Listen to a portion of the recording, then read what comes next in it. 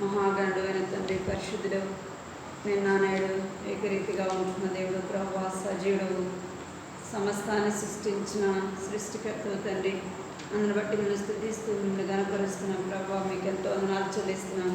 ఈ దినమంతా కూడా ప్రభువా ఇంతవరకు మీరు కాపాడి భద్రపరిచినందుకే మీకు వందనాలు, స్తోత్రాలు చెల్లిస్తున్నాం. తండ్రి, జ్ఞాపకం చేసుకుని మీ సన్నిధిలో ప్రార్థిస్తున్నాం. ఎదురు స్త్రీల కూడికగా నీ సన్నిధిలో చేరవడానికి మిమ్మల్ని జ్ఞాపకం చేసుకుంటూ వచ్చినందుకే మీకు వందనాలు, స్తోత్రాలు చెల్లిస్తున్నాం. కనికరించండి, జ్ఞాపకం చేసుకోమని నీ సన్నిధిలో ప్రార్థిస్తున్నాం. ప్రభువా, నా తండ్రి, వచ్చిన వారిని బట్టి వందనాలు, స్తోత్రాలు చెల్లిస్తున్నారు. రావాల్సిన బిడ్డలు జ్ఞాపకం చేసుకోండి, సహాయం చేయమని నీ సన్నిధిలో ప్రార్థిస్తున్నాం. ప్రభువా, ఇంకా నిర్లక్ష్యంగా ఎవరైతే ఉంచున్నారో వారితో మీరు మాట్లాడండి. ప్రభువా, మీరే సహాయం చేయమని నీ సన్నిధిలో ప్రార్థిస్తున్నాం. తండ్రి, మీ వాక్యం కొరకే సిద్ధపరచండి. మీ వాక్యం కొరకే ప్రభావ మీ బిడ్డలైన వారిని నడిపించమని నీ సన్నిధిలో ప్రార్థిస్తున్నాం. తండ్రి, సహాయించండి, కృప చూపించండి. మీకు వందనాలు, స్తోత్రాలు చెల్లిస్తున్నాం. తండ్రి, పాడే పాటలు మీరు సహాయం చేయమని నీ సన్నిధిలో ప్రార్థిస్తున్నాం. కృప చూపించండి. వాక్యం కొరకే ప్రభావ మీరు సిద్ధపరచమని నీ సన్నిధిలో ప్రార్థిస్తున్నాం. రావాల్సిన వారిని తీసుకురండి. సకాలంగా సమయానికి ప్రభావ నీ సన్నిధిలో కనబడేదానికి ఆశ కలిగి ప్రభావ ఆసక్తితో నీ సన్నిధికి రావడానికి సహాయం చేయండి. కృప చూపించమని నీ సన్నిధిలో ప్రార్థిస్తున్నాను. బిడ్డలైన వారిని నడిపించండి, కృప చూపించండి. నీ బిడ్డల మధ్య నిలబడుతుంటున్న జ్ఞాపకం చేసుకోమని సన్నిధిలో ప్రార్థిస్తున్నాం. కనికరించండి, కృప చూపించమని సన్నిధిలో ప్రార్థిస్తున్నాం. పాటల ద్వారా మిమ్మల్ని స్తుతించి మిమ్మల్ని గణపరచడానికి సహాయం చేయండి. జ్ఞాపకం చేసుకోండి. వాక్యం ద్వారా మాతో మీరు మాట్లాడమని నీ సన్నిధిలో ప్రార్థిస్తున్నాను. ప్రభావ, సహాయం చేయండి, కృప చూపించండి. నీ ప్రజల మధ్య నిలబడటానికి నేనేమాత్రం యోగ్యురాలు కాదు. మీరు కనికరించండి, కృప చూపించమని సన్నిధిలో ప్రార్థిస్తున్నాం. సహాయం చేయండి, కృప చూపించిన వ్యర్థమైన మాటలు తీసివేయండి. ప్రభా, నాతో మాకు ఏది అవసరమో ప్రభా మీరు మాట్లాడని సహాయం చేయమని మీకు ఎంతో వందనాలు చెల్లిస్తూ యేసు నామములో ప్రార్థిస్తున్నాను తండ్రి, ఆమేన్.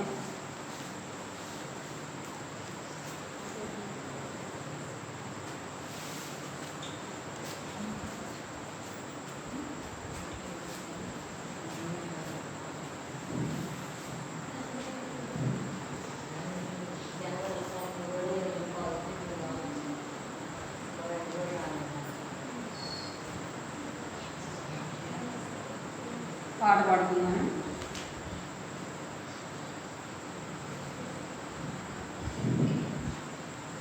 పాట సంఖ్య 152.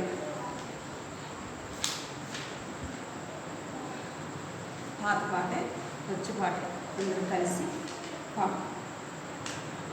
దేవా నా ప్రభువా నిన్ను గూర్చి పొంగే నా హృదయం. దేవా నా ప్రభువా నిన్ను గూర్చి పొంగే నా హృదయం. నీ నామమును నే గణపరచి హెచ్చించి పూజింతును. నీ నామము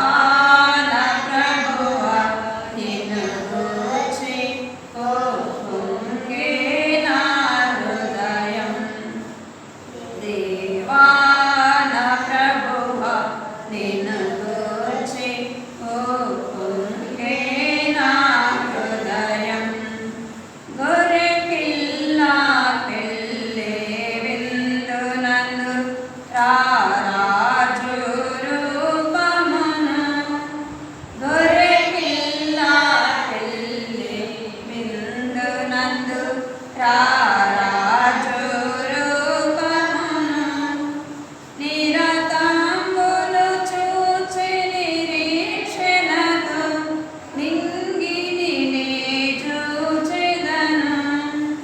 నిరతంబులు చూచి నిరీక్షణతో నింగిని నే చూచెదను. దేవా నా ప్రభువా నిన్ను గూర్చి ఉప్పొంగే నా హృదయం. దేవా నా ప్రభువా నిన్ను గూర్చి ఉప్పొంగే నా హృదయం.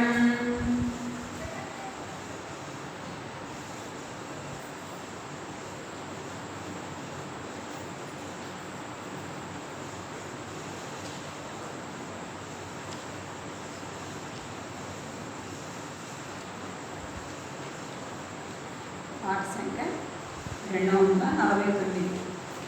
పాత పాట బుక్ అయితే 761.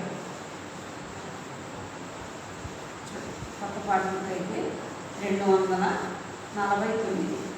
పాట కూడా పాత పాట కలిసి పాట. అమ్మ ఇట్లా వచ్చిన నాకు కూర్చున్నా మరి మీరు ఆడ కూర్చుంటే వాళ్ళు ఇంకా సాపులు కూడా దిగిపోయి కూర్చుంటున్నారు జనం. మరి ఆదివారం అంతే కూర్చుంటున్నారు, సరే మన మీటింగ్ అప్పుడు అంటే కూర్చుంటున్నారు. పూర్ణ హృదయ స్తోత్రముల్ చెల్లించెదా ప్రభునకే. పూర్ణ హృదయ స్తోత్రముల్ చెల్లించెదా ప్రభునకే. ఏర్పరచుకోలేదు నేను, ప్రభువే నన్నే పరచుకోలెన్. ఏర్పరచుకోలేదు నేను, ప్రభువే నన్నే పరచుకోలెన్. పాపినైనా నాకు ఆయన రక్షణనిచ్చెన్. పాపినైనా నాకు ఆయన రక్షణనిచ్చెన్. పరలోక రాజ్యములో భాగమునిచ్చెన్. పరలోక రాజ్యములో భాగమునిచ్చెన్. పూర్ణ హృదయ స్తోత్రముల్ చెల్లించెదా ప్రభునకే. పూర్ణ హృదయ స్తోత్రముల్ చెల్లించెదా ప్రభునకే. నా హృదయ పాపములను తన రక్తములో కడిగెన్. నా హృదయ పాపములను తన రక్తములో కడిగెను. మృతమైన నా ఆత్మను జీవింపచేసే ప్రభు. మృతమైన నా ఆత్మను జీవింపచేసే ప్రభు. ఉచితముగా పొందితిని నిత్య జీవం. ఉచితముగా పొందితిని నిత్య జీవం.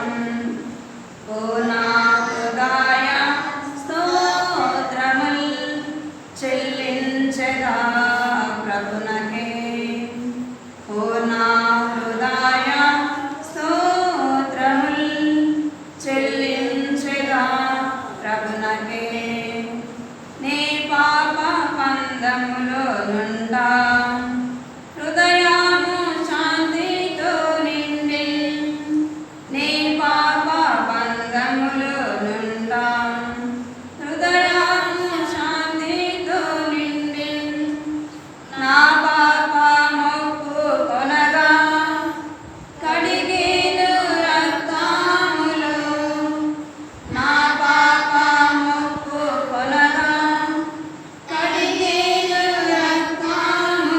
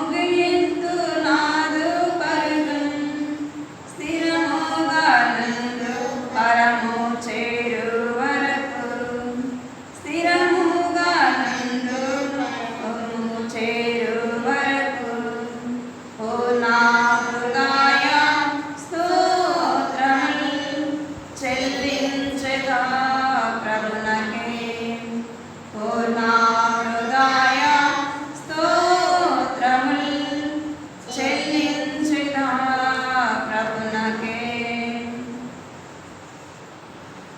ప్రార్థన చేసుకున్నాం.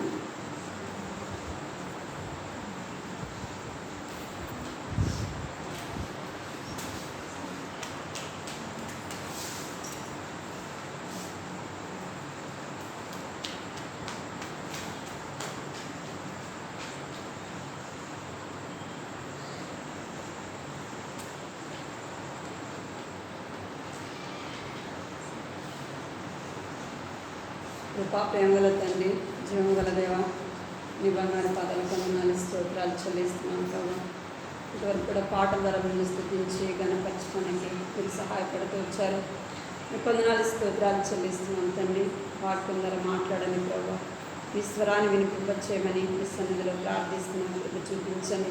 వచ్చిన బిడ్డలందరిని బట్టి కూడా మీ కొందనాలు యువతను రావాల్సిన వారిని జ్ఞాపకం చేసుకోండి. మైక్ శబ్దం ద్వారా ప్రభావం ఎవరైతే పాటలు వింటూ వచ్చారు ప్రభా, వారిలో ఆసక్తి తెచ్చండి. మీ సన్నిధికి రావాలని భయం తెచ్చండి ప్రభా. ఆసక్తి మీరు పుట్టించండి. సకాలంగా సమయానికి ప్రభా దేవుని సన్నిధిలో కనబడాలని ప్రభా ఆశవారులు దయచేయమని సన్నిధిలో ప్రార్థిస్తున్నాం. నిర్లక్ష్యం తీసివేయండి ప్రభా. కృప చూపించండి. సమయాన్ని ఎవరు కూడా పోగొట్టుకోకుండా ప్రభా నా తండ్రి దేవ మీ బిడ్డలైన వారు రావడానికి సహాయించండి. కృప చూపించండి. నా బిడ్డల మధ్య నిలబడుతున్నాను కూడా జ్ఞాపకం చేసుకోమని నేను నోటి కొరగా వాడుకోండి ప్రభా. మీరే సహాయించండి.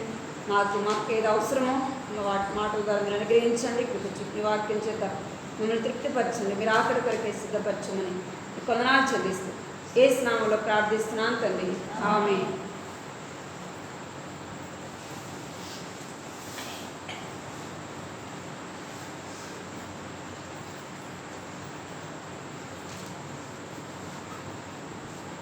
హెబ్రీ రాసిన పత్రిక 12వ అధ్యాయం 1-2 వచనాలు కలిసి చదువు.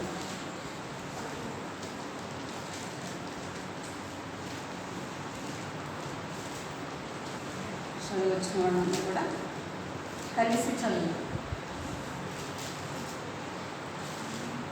హెబ్రీ రాసిన పత్రిక 12వ అధ్యాయం 1-2 వచనాలు.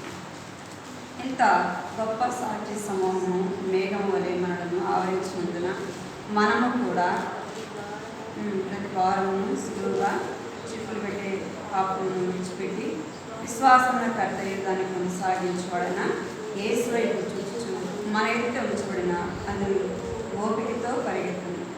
ఆయన తన ఎదుట ఉంచబడిన ఆనందము కొరకు అవమానము నిర్లక్ష్య పెట్టి శిలువను సహించి దేవుని సింహాసనం యొక్క కుడి పార్శ్వన ఆసీనుడై ఉన్నాడు. మనము కొన్ని వారాలుగా 4 వారాలుగా కొన్ని మాటలు తీసుకొచ్చాం. చెప్తారా? మర్చిపోయాను. ఏం తీసుకొచ్చా?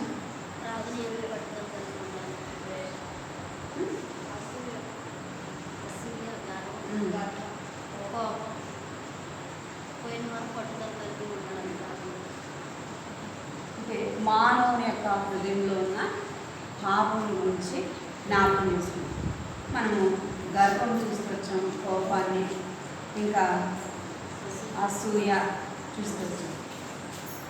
అంటే సులువుగా చిక్కులు పెట్టే పాపం కదా అక్కడ రాయబడింది. సులువుగా చిక్కులు పెట్టే పాపమును విడిచిపెట్టి విశ్వాసమున కర్తయు దాన్ని కొనసాగించువాడైన యేసు వైపు చూడాలి. ఈ మాటలు మనము జ్ఞాపకం చేస్తాం. అటుపోయిన వారంలో అసూయ అనే పాపాన్ని మనము చూస్తూ వచ్చాం. విశ్వాసమైన మనలో అసూయ అనేది ఉండకూడదు. అది దేవునికి ఇష్టం లేని కార్యములు. ఈ వారం కూడా ఒక మాటను చూద్దాము.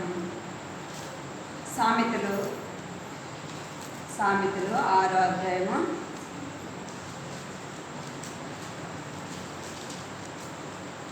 6వ వచనం. తీసిన వాళ్ళు చదువు. వారి నదులు కనిపెట్టి జ్ఞానం తెచ్చుకొను. వారికి న్యాయాధిపతి లేకున్నాను, పై విచారకర్త లేకున్నాను, అధిపతి లేకున్నాను. అవి ఏదో కాలం ఆహారం సిద్ధపరచుకొను, కోతకాలం ధాన్యం కూర్చుకొను. ఎందాక నేను పడుకోనిందుకు ఎప్పుడు నిద్రలేచరు ఇంకా కొంచెం నిద్రించను కొంచెం కుదుకుదనని కొంచెం సేపు చేతులు ముట్టుకొని పడుకుదనని వస్తుంటుండు. అందుచేత దోపిడిగాడు వచ్చినట్లు దారిద్ర్యం మీ ఎదురు వచ్చును. చాలు. ఇక్కడ ఈ మాట చదవగానే మనకి అర్థమైంది. ఏముండకూడదంట మనలో? సోమరితనము ఉండకూడదు. ఇక్కడ ఏమైంది? సోమరి శ్రీమల యొద్దకు వెళ్ళుము, వాటి నడతలను కనిపెట్టి జ్ఞానము తెచ్చుకునము, వాటికి న్యాయాధిపతి లేకున్నను పై విచారకర్త అధిపతి లేకున్నను అవి వేసవి కాలమందు ఆహారము సిద్ధపరచుకును, కోత కాలమందు ధాన్యమును ఉంచుకును. సోమరి ఎందాక నీవు పండుకొనువు, ఎప్పుడు లేచదువు, ఇంకొంచెము నిద్రించదును, ఇంకొంచెము కొరిగెదను, ఇంకొంచెము చేతులు ముడుచుకొనని అనుకుందు. అందుచేత దోపిడిగాడు వచ్చినట్టు దరిద్రము నీ యొద్దకు వచ్చును. సోమరితనం వల్ల ఏమొచ్చిందంటే ఏ దరిద్రత? ఏ దరిద్రం చెప్పాలి? సోమరిగా ఉంటే ఆత్మీయంగా దరిద్రం వచ్చింది, శరీరానికి కూడా దరిద్రంగా వస్తుంది. ఇక్కడ సోమరి ఏమనుకుంటాడంట? ఇంకొంచేపు పడుకు, ఇంకొంచేపు చేతులు ముడుచుకు. అంటే సోమరి యొక్క తను ఏం చేయడానికి ఇష్టపడ్డు? పని చేసేదానికి ఇష్టపడ్డు. చీమ చిన్న జంతువే అయినా ఏం చేస్తుందంట? న్యాయాధిపతి లేడు, వాటికి విచారణకర్త లేడు. అవి ఎలాగ నడుచుకుంటాయంటే, ఎంత క్రమంగా నడుచుకుంటాయంటే మనం చీమను చూసి నేర్చుకుంటాం. మనకు చెప్పేవాళ్ళు ఉన్నా ఏం రాదు చెప్పండి, జ్ఞానం రాదు. వచ్చిందా? మన మందిరంలో అయితే ప్రతి వారం చెప్తానే ఉంటారు. ఏం చెప్తాను చెప్పండి? మనకి ఎందుకంటే చీమల కంటే ఎక్కువ జ్ఞానం. అందుకే మనం ఏం చేయము, వినం మాట కదా, వినం కదా. ప్రతి వాహనం చెప్తూనే ఉంటారు. అయినా మనమే, మన పని మనదే. మనం అనుకోవచ్చు, మనం ఎందుకు వాళ్ళ మాట వినాలా, వాళ్ళు చెప్పినట్టు మనం ఎందుకు కూర్చోవాలా, అంతే కదా.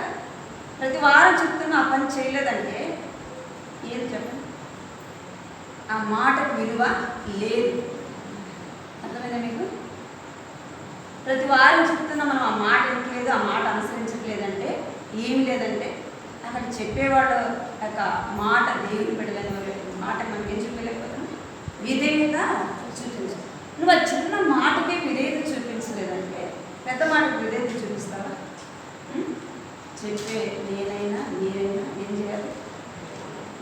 చిన్న మాట ఏమన్నా లైన్ కూర్చోండి. నువ్వేం చేయాలి? దేవుని బిడ్డలైన వారు చెప్పినప్పుడు యొక్క మాట వినాలి. మనం ఎవరైనా అన్ని వారు చూసినప్పుడు మన పద్ధతి, మన యొక్క క్రమం చూసి ఏం చేయాలి చెప్పండి? వాళ్ళకి వాటిని చెప్పాల్సిన అవసరం లేదు. ఏం చేయాలి? మన క్రమం చూసి వాళ్ళు రక్షణ పొందుతారు. అర్థమైందండి? చీమల దగ్గర ఏం చేసుకోవాలంట? జ్ఞానము తెచ్చుకుంటారు. ఎందుకంటే చీమలు వారికి న్యాయకర్త లేకపోయినా, విచారణకర్త లేకపోయినా అవి లైన్గా వెళ్తాయి. లైన్ తప్పనే తప్ప. చూడండి మరి మన జ్ఞానం వెళ్ళిపోయింది. మరి ఎందుకంటే నిర్లక్ష్యంగా, భయం లేని వారంగా కదా, భయం అనేది మనలో లేదు. అందుకే మనం ఏం చేస్తున్నామంటే మన న్యాయకర్త ఉన్నా, విచారణకర్త ఉన్నా, మనం చెప్పేవాళ్ళున్నా, నేర్పించేవాళ్ళన్నా మనం ఏం చేయలేకపోతున్నాం? నేర్చుకోలేని స్థితిలో మనం ఉంటున్నాం. చీమలకు నేర్పించేవాళ్ళు లేదు, నడిపించేవాళ్ళు లేదు. ఏం చేస్తారంటే లైన్గా. అందుకే దేవుడు చెప్తున్నాడు మంచి మాట, సోమరి చీమల యొద్దకు వెళ్ళి వాటి నడతలను కనిపెట్టి జ్ఞానం తెచ్చుకోవాలి. అవి ఎటు వెళ్తున్నాయో చూసి జ్ఞానం తెచ్చుకోమనండి.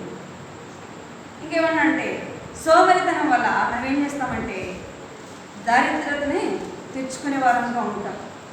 అంటే పని చేయకుండా ఉంటే ఏం తెచ్చుకుంటాము? పనులు ఉన్నాయి, పొలాలు బాగా పని జరుగుతుందనుకోండి, పొలం పనులకు మనం పనికి వెళ్ళకుండా ఇంటి దగ్గరే ఉంటే ఏం తెచ్చుకుంటాం? దరిద్రతని తెచ్చుకుంటాం. ఈ బైబిల్లో మనకి ఏం జ్ఞాపకం చేస్తుందంటే మనం కూడా ఆత్మీయంగా పని చేయకపోతే ఏం తెచ్చుకుంటాం? ఆత్మీయంగా దరిద్రులంగా చేయబడతాం. గత వారంలో మీకు చెప్పారు ఏం చేయబడతామంటే మనం ఆత్మీయంగా దరిద్రులముగానే ఉంటాం. ఎన్నో సంవత్సరాలు ఏంటంటే మన రక్షణ పొంది ఎన్నో సంవత్సరాలు నేను దేవుని నమ్ముకొని నేను ఎన్నో సంవత్సరాలు అయితే దేవుని మందిరానికి వచ్చి అని చెప్పుకుంటాను. సంవత్సరాలు లెక్క పెట్టుకోవాల్సింది, దానివల్ల నీకు ప్రయోజనము ఉండదు. నువ్వు ఎన్ని సంవత్సరాలైనా నువ్వు 60 సంవత్సరాలు దేవుని నమ్ముకొని అయినప్పటికీ ఆ 60 సంవత్సరాలకు తగిన ఆత్మీయ జీవితం నీకు లేకపోతే ఎవరు అంటారు? నువ్వు దరిద్రత తెచ్చుకుంటాం, దరిద్రులంగానే ఉంటాం మనం. ఇక్కడ అందుకే చెప్తున్నాడు ఏం తెచ్చుకుంటాడంటే సోమరి ఎందాక నీవు పండుకొందువు. రాయబడింది దోపిడిగాడు వచ్చినట్టు దారిద్ర్యం ఎద్దకు వచ్చును. దరిద్రతని తెచ్చుకుంటాము. చూద్దాం ఇంకా సామెతలు 19వ అధ్యాయం 15వ వచనం. సోమరితనము గాఢ నిద్రలో పడవేయును. సోమరివాడు పసుపు పడియుండును. ఆజ్ఞను కైకొని వాడు చాలు ఏమంటే సోమరితనము గాఢ నిద్రలో పడవేయును. సోమరివాడు ఏం చేస్తాడంట? సోమరివాడు గాఢ నిద్రలో పడిపోయాడు. సోమరివాడు ఏం పడిందంట? పసుపు పడి ఉంటాడు. సోమరితనంగా ఉంటే ఏమవుతుంది? గాఢ నిద్ర. ఆ గాఢ నిద్రలో మనం ఏం చేస్తామంటే పసుపు పడతాం. అంటే వండుకోవడానికి ఓర్పు ఉండదు కదా. సోమరితనంలో ఏం చేయము, ఇంట్లో పని చేసుకోవడానికి కూడా ఏమైంది లేకుండా తినకపోతే నేను ఎప్పుడు తినచ్చు? సాయంత్రం ఉంటుంది కదా. ఆత్మీయంగా ఏమైపోతామంట? శరీరాన్ని కూడా గాఢ నిద్రలో పసుపు అంటే వండుకోవడానికి కూడా ఓపికలు అన్నట్టుగా బాగలేకపోతే అది వేరు. ఆరోగ్యం సరిలేకపోతే వండుకోవడానికి ఓపిక లేనప్పుడు అది వేరు. ఓపిక ఉన్నప్పటికీ వండుకోవడానికి ఏముండదు. కొంతమంది ఎంత బద్ధకంగా ఉంటారంటే చెప్పలేదు, అంత సోమరితనంగా ఉంటారు. సోమరితనం అనేది మంచిది కాదు. మనం నష్టపోయే వరంగా సోమరితనాన్ని బట్టి ఏం పోగొట్టుకున్నారు చెప్పండి? చెప్పాలి బైబిల్ ఏం పోగొట్టుకున్నారు? దేవుని రాజ్యాన్ని బుద్ధి లేని కన్యకులు ఏం చేశారంట చూడండి. మత్తయి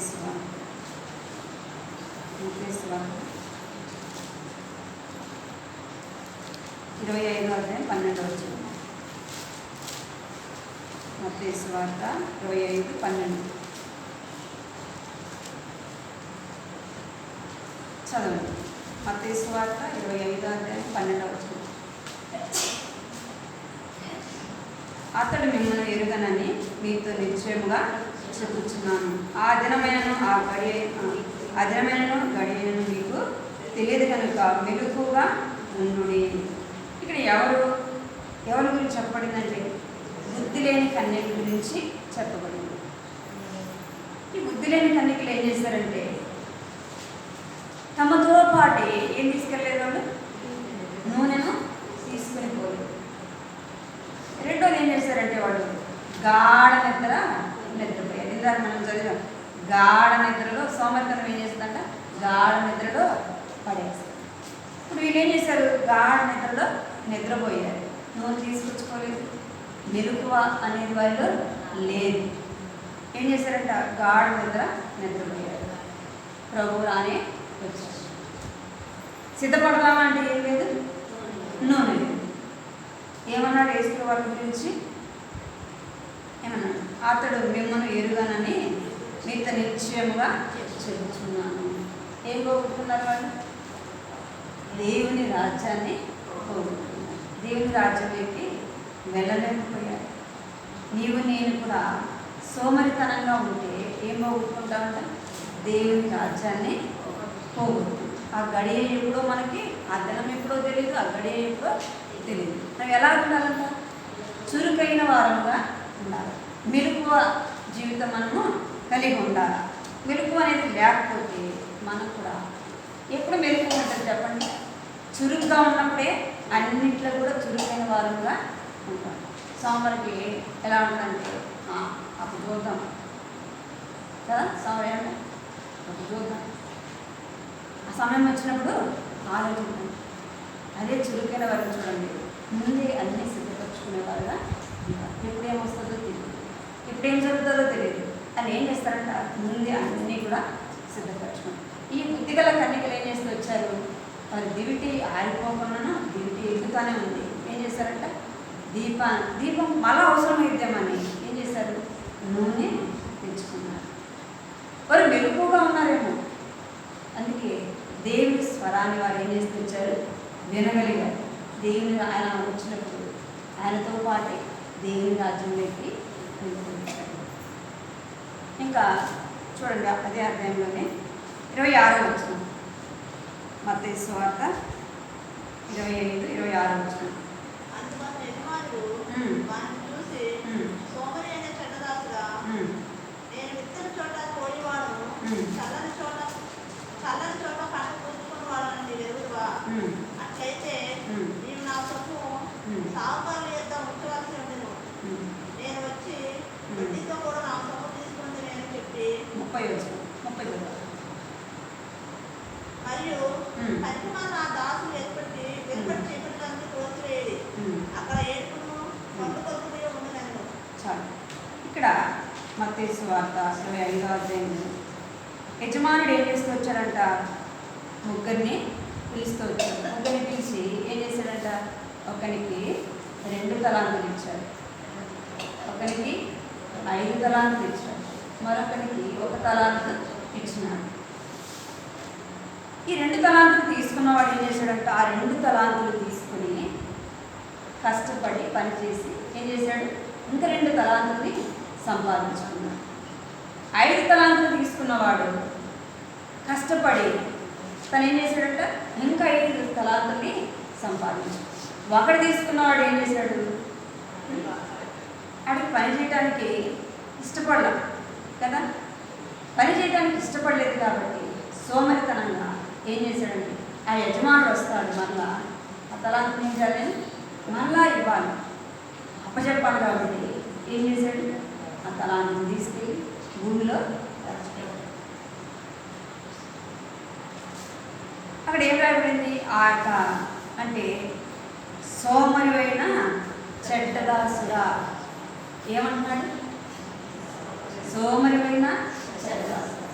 అదే 5 తలాంతులు 10 తలాంతులు సంపాదించిన వాడు ఏమంటే, బల నమ్మకమైన మంచి దాసుడా.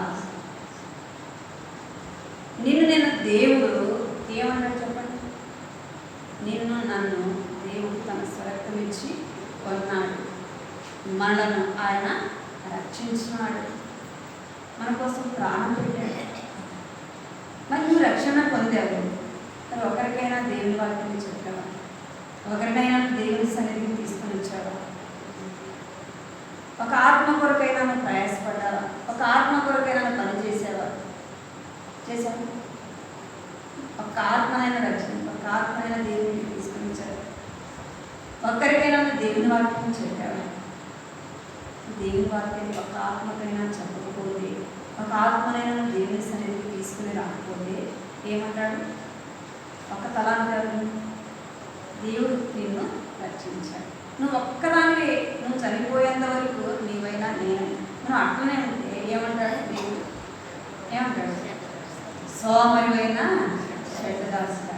నువ్వు పని చేసింటే 1కి 2 సంపాదించి ఉంటేవాడు కదా. మనం ఒక ప్రార్థన చేస్తే ఒక ఆత్మనైనా దేవుని సన్నిధికి తీసుకుని రావాలి. ప్రార్థన కూడా ఒక పని, దేవుని వాక్యం చెప్పేది ఒక పని. నువ్వు రక్షణ పొంది దేవుని ఇంట్లో చేర్చబడ్డావంటే నీ పట్ల దేవునికి ఒక ఉద్దేశము ఉంది. నేను వ్యర్థంగా దేవుడు వదిలిపెట్టాడు, అర్థమైంది. దేవుడు ప్రతి వారిని కూడా ఏం చేస్తాడంట, తన పని కొరకు వాడుకుంటాడు. ఏదో ఒక తలాంతును నీకు ఇచ్చి ఉంటాడు దేవుడు. నువ్వేం చేస్తున్నావు అంటే, అక్క దాసుడు కదా, సోమరి దాసుడు కదా, అక్క తలాంతుని భూమిలో దాచిపెట్టినాడు. నీ తలాంతుని భూమిలో దాచిపెడుతున్నాను. నేను రక్షణ పొందితే సార్లు, నేను పోతే సార్లే అనుకున్నాను. దేవుడు ఏమన్నాడు, సోమరివైన చెడ్డదాసుడా అంటాడు. కింద 30 వచ్చినప్పుడు ఏమంటున్నాడండి? మరియు మరియు పనికిమాలిన ఆ దాసుని వెలుపటి చీకటిలోకి తోసివేయుడి. అక్కడ ఏడుపును కొరుకుటయు ఉండునను. ఎక్కడ పడేస్తాడంట? చెడ్డదాసుని చీకటిలోనికి తోసేస్తాడు. అంటే తన సోమరితనాన్ని బట్టి ఏం పోగొట్టుకున్నాడు? దేవుని రాజ్యాన్ని పోగొట్టుకున్నాడు. దేవుని సన్నిధిలో నుంచి తను త్రోసివేయబడుతున్నాడు, చీకటిలోకి త్రోసివేయబడుతున్నాడు. తనకి ఇవ్వబడిన సమయంలో తను ఏం చేయలేదు? పని చేయలేదు. ఆ తలాంతులు కూడా తీసి ఎవరికి ఇచ్చాడంట? ఎవరైతే పని చేస్తున్నారో వారికే దేవుడు ఆ తలాంతులు కూడా ఇచ్చేశాడు. మీకు ఇచ్చిన కృపావరము దేవుని ఇంట్లో ఉపయోగపడకపోతే దేవుడు ఏం చేస్తాడు? నీ చేత చేయించుకోవాల్సిన పనిని కూడా మరొకరి చేత చేయించుకుంటాడు. దేవుడు నువ్వు చేయకపోతే దేవుని పని ఆగిపోదు, నేను చేయకపోతే దేవుని పని ఆగిపోదు. నీవు చేయాల్సిన పని, నేను చేయాల్సిన పని మరొకరి చేత దేవుడు చేయించు. ఆ తలాంతిని ఏం చేశాడంట? వేరే దాసుడికి ఇచ్చాడు. తను చీకటిలో త్రోసివేయబడ్డాడు. సోమరి వల్ల ఏం చేశాడంట?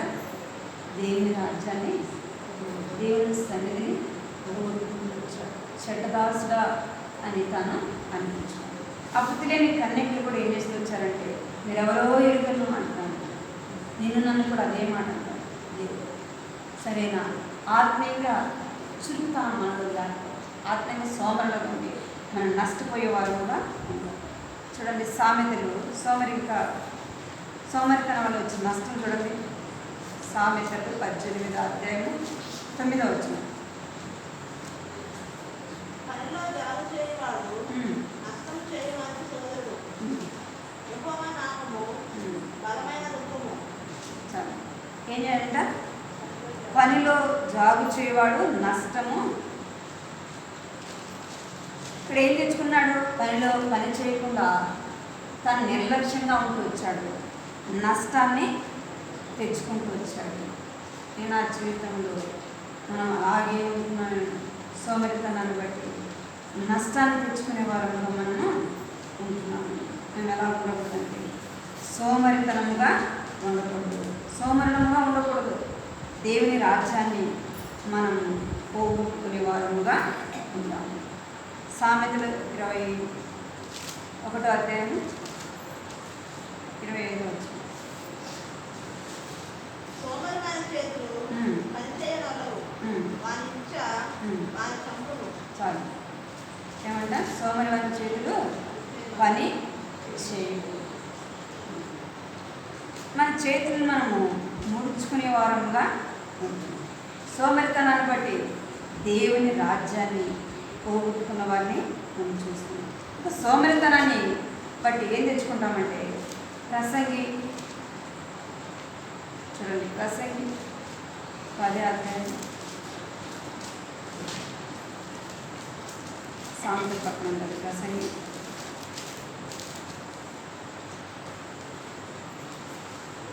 18వ వచనం.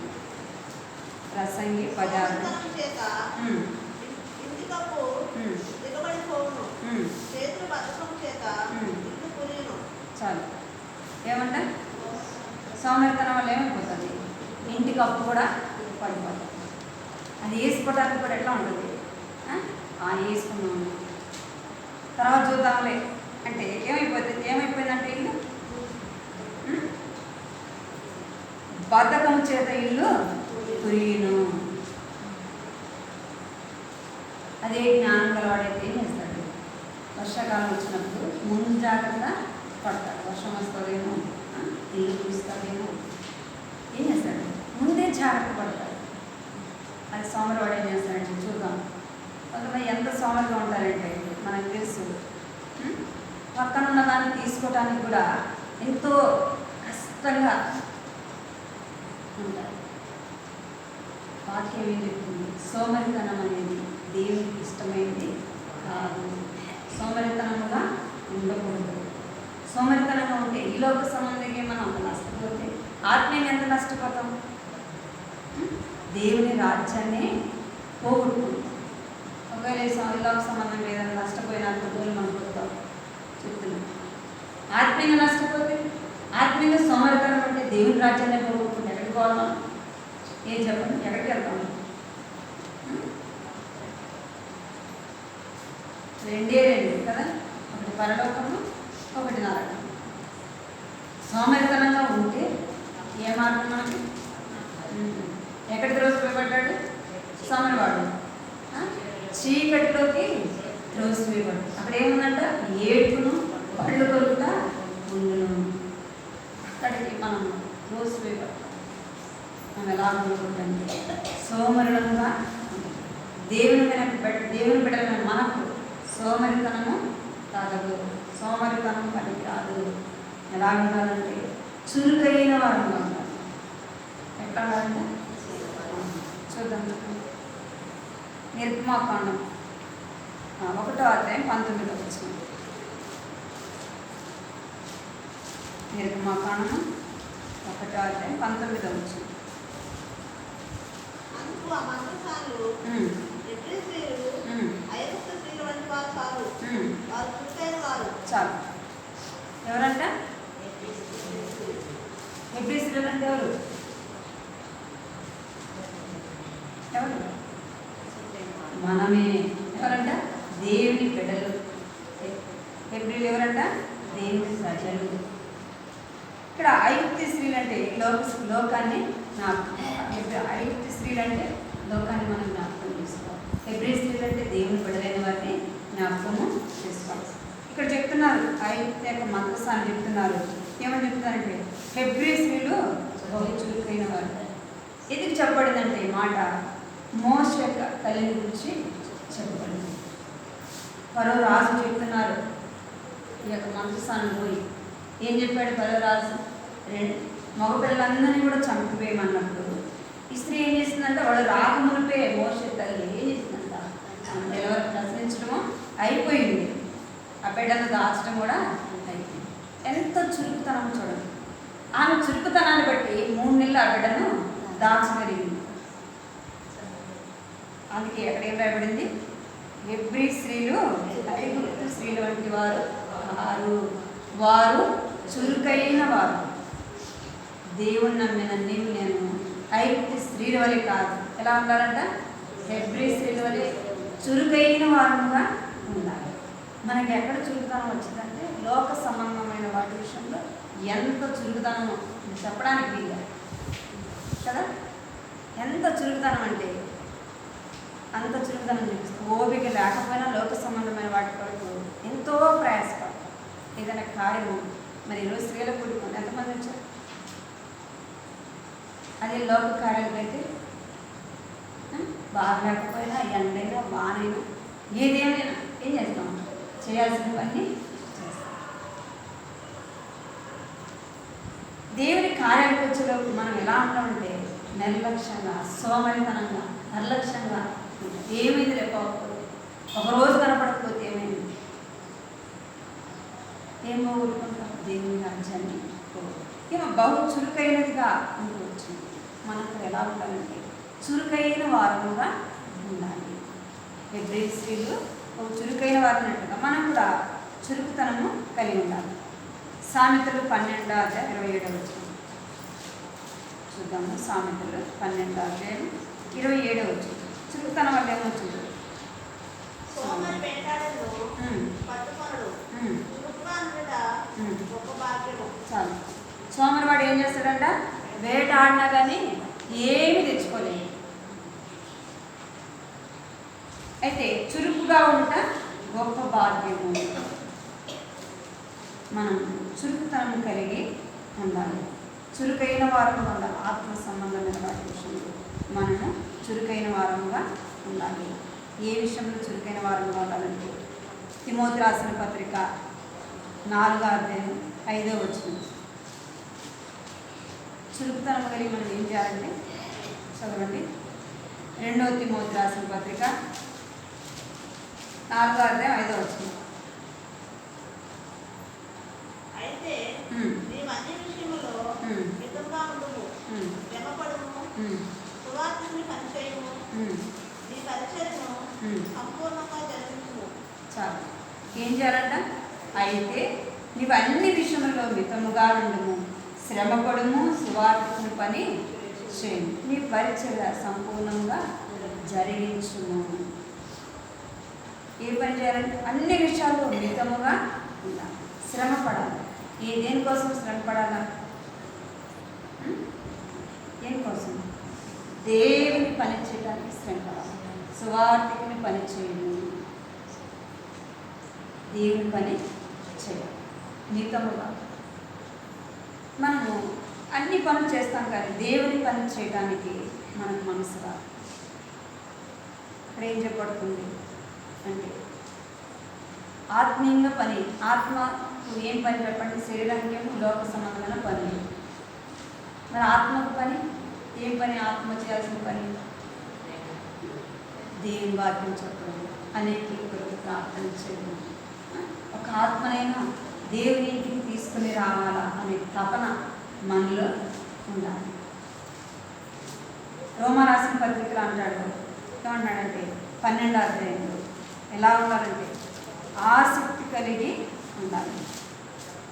రోమా రాసిన పత్రిక 12వ అధ్యాయము 11వ వచనం.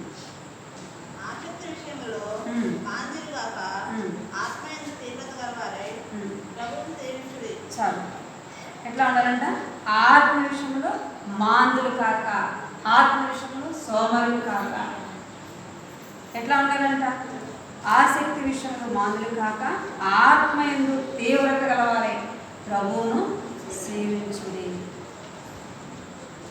లోక సంబంధమైన వాటి కొరకు మనం ఏ విధంగా తీవ్రత కలిగి ఉంటామో, ఎంత తపన మనం కలిగి ఉంటామో, దేని కొరకు కలిగి ఉండాలంట? ఆత్మ విషయంలో తీవ్రత గలవారే ప్రభువును సేవించుడి. ఆత్మ విషయంలో తీవ్రత కలిగి ఉండాలి. ఆత్మల కొరకు మనం ప్రయాసపడాలి. స్వార్థం పని మనము చేయాలి. మన స్వార్థం చెప్పలేము, మనం చేత కాదు. ఏం చేయొచ్చు? మనం ప్రార్థన చేయవచ్చు. ప్రార్థన అన్నిటికంటే ప్రాముఖ్యమైనది. అన్నిటికంటే కూడా వాక్యం చెప్పేదానికంటే, పాటలు పాడేదానికంటే, మోక్షదానికంటే, అన్నిటికంటే ఏది ప్రాముఖ్యమైనది? ప్రార్థన ప్రాముఖ్యమైనది. అన్నిటికంటే ఏది ప్రాముఖ్యమైనది? మన శరీరంలో ఏది? గుండె ప్రాముఖ్యమైనది కదా. అన్నిటికంటే గుండె ప్రాముఖ్యం. ప్రార్థన ప్రాముఖ్యమైనది. ప్రార్థన అందరూ చేయొచ్చు కదా. ప్రార్థన అందరూ చేయొచ్చు. ఆత్మ విషయంలో తీవ్రత గలవారమైన ప్రభువును సేవించాలి. ప్రార్థన